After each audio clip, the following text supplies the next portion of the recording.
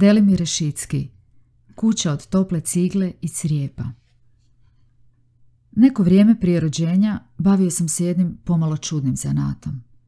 Odlazio bih naime od praga do praga i tražio na poklon bar jednu ciglu ili bar jedan crijep, koji su nekada prvo dobro ugrijane u pećnici ili na samoj peći, umatali u čistu tkaninu da bi se potom promrzlome stavljali u postelju pod noge, ne bi li se tako dodatno ugrijao.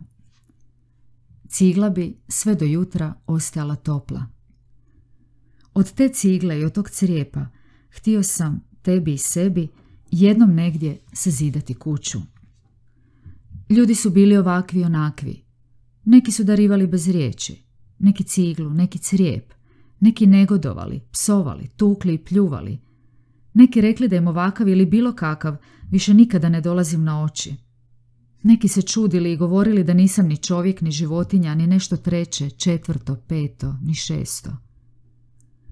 Drugi njegovali i rekli da ostanem koliko hoću, da mogu spavati u drvarnici ili štali.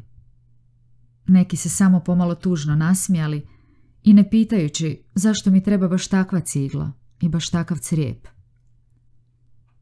A onda se rodih prije nego što bi to po pravilu trebalo.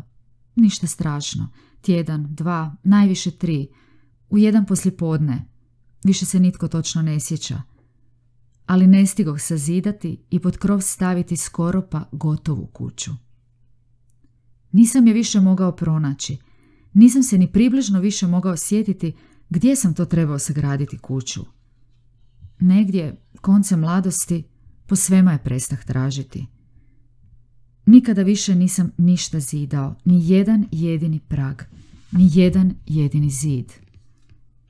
I kada sam i vidio nešto ili nekoga sličnoga sebi, odmah bi pokupio sve stvari i netragom nestao. Uostalom, iz sata u sat, iz dana u dan, iz godine u godinu sve sam manje i manje i gledao i govorio. A tebe, lutajući tako od grada do sela, od sela do grada, od granice do granice, od puste do još dalje puste ili poslije, nisam nikada stigao imalo bolje upoznati, pa da ti jedno možda i pokažem, bar ono što negdje zasigurno i danas ostalo je od naše kuće.